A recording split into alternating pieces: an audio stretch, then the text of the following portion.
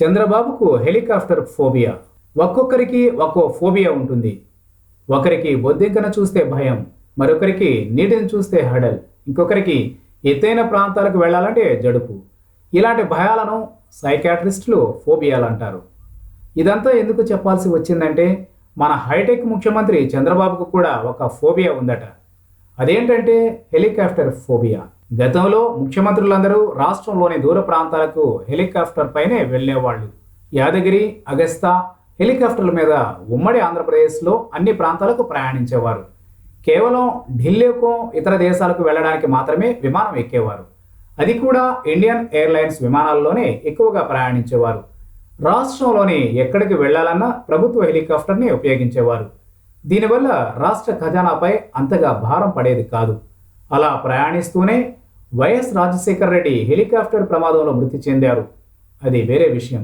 అయితే ఇప్పుడు పరిస్థితి వేరు.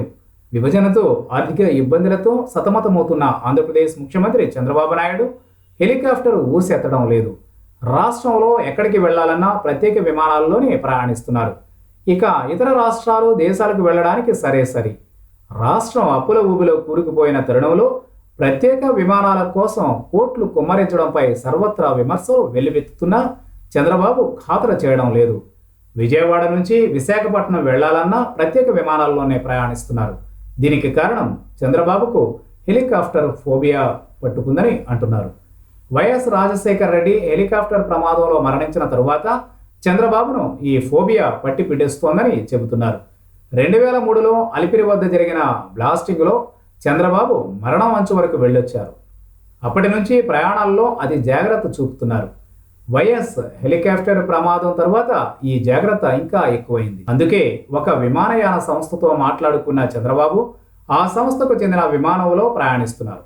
దీనికోసం ప్రతి నెల కనీసం 2 కోట్ల రూపాయల ప్రభుత్వ ఖజానా నుంచి ఆ సంస్థకు చెల్లిస్తున్నారు.